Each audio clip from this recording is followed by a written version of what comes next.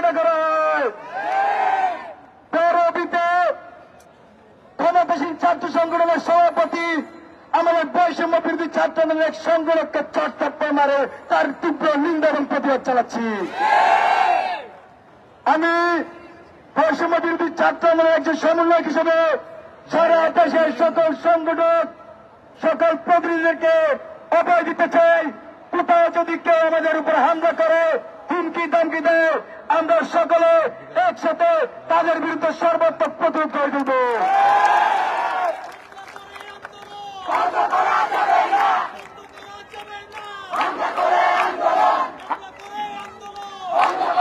খুবই দুঃখের বিষয় বন্ধুগণ, খুবই দুঃখের বিষয়। কালকে কুমিল্লা বিশ্ববিদ্যালয়ে এক সাংবাদিককে পুলিশ লাঠিচার্জ করে মাথা ফাটিয়ে দিয়েছে। আমরা দেখেছি শাহবাগে এক আমাদের সাংবাদিক বন্ধুর উপর এক আততায়ী আক্রমণ করেছে।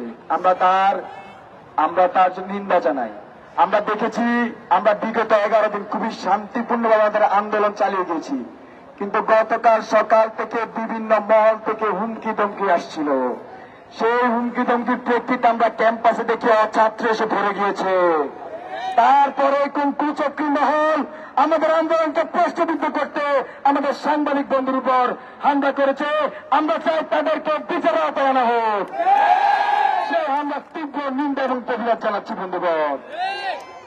তারই সাথে আমি সরকারকে আহ্বান করছি, আমাদের যে সহজ সরল এক দফা দাবি বৈষম্য নিরসনে, সকল গ্রেডে বৈষম্য নিরসনে সংসদ আইন পাস করার মাধ্যমে কোটাকে ন্যূনতম পর্যায়ে নিয়ে আসার সেই আহ্বান যেন সরকার আমলে নেয়। এরই সাথে আমাদের পরবর্তী কর্মসূচি আমি এখন উপস্থাপন করব।